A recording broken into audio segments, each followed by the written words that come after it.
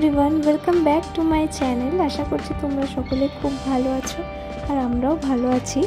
আজ বানাচ্ছি fish cutlet. বাড়িতেই যা উপকরণ আছে তাই দিয়েই কিন্তু চটজলদি কীভাবে বানানো যায় এটা, তো সেটাই ফার্স্ট ট্রাই করেছিলাম আমি।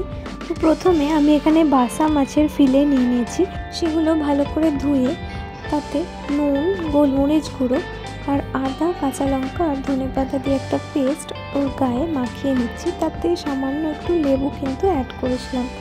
এবার একে 1 থেকে 2 ঘন্টা মতো রেস্ট দেব।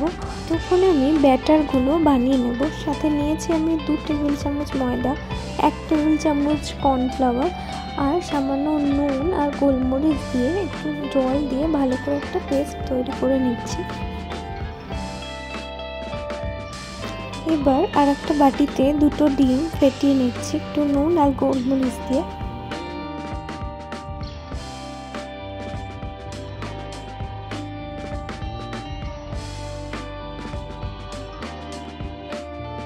ওদিকে প্রায় 2 ঘন্টা আমি ম্যারিনেট করে মাছটাকে রেখেছিলাম। তারপর আমি এখন কোটিং করে নেব। 2টো ব্যাটারি ভালো করে ডুবিয়ে তারপর ব্রেড ক্রাম্বস ভালো করে লাগিয়ে নিয়ে শেপ দেওয়ার পর ভেজে নিলেই কিন্তু আমাদের রেডি ফিশ কাটলেট।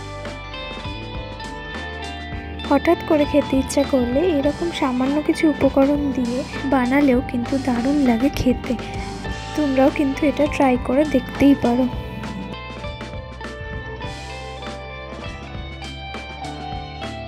আমার প্রায় সবকটা ভাজা হয়েই গেছে, তো এখন সার্ভ করলাম সামান্য সস আর পেঁয়াজ দিয়ে।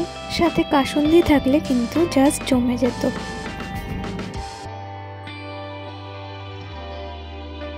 তো চলো আজকের ভিডিওটা এখানেই শেষ করছি। দেখা হচ্ছে নেক্সট ভিডিওতে। Bye bye.